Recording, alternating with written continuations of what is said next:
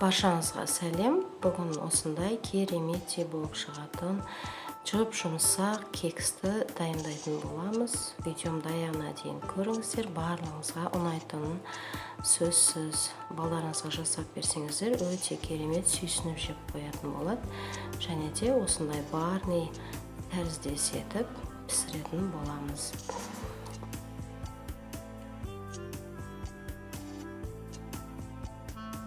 Бізге қажет заттар осы 2 жұмыртқамен жасайтын боламыз. Жұмыртқамызды саламыз, оның үстінен қантымызды салып, жақсылап араластырып аламыз. Және де 200 граммдай сүт құйдым. Електен өткізіп ұн саласыздар.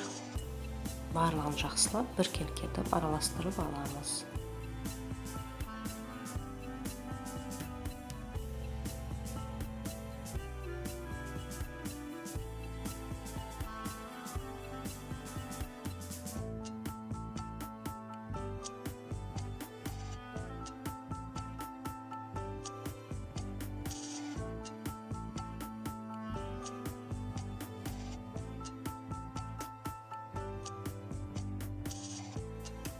Бір шай қасықта ұн қосқыш салдым.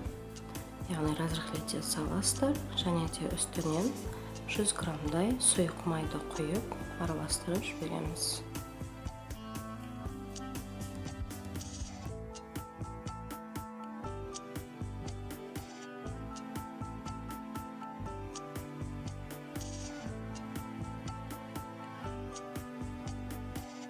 Мінекей, қамырымыз осындай қоймалжың, біркелкі әдемі болып шығады.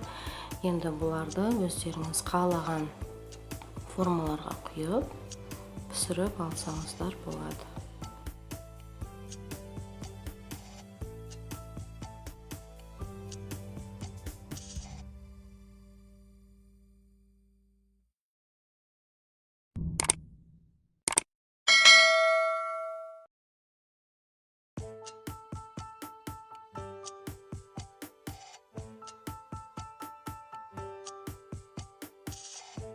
Мен бетіне жержаңғақты және де тәтті конфети просыпкасын және де кокос ұнтағын септім.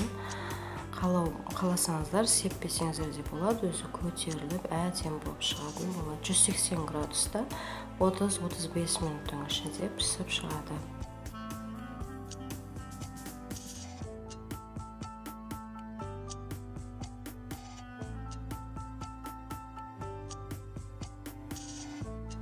Осылай міндетті түрде жасап көруге кеңес беремін. Менің каналыма тіркелмеген болсаңыздар, тіркеліп кетуді ұмытпаңыздар.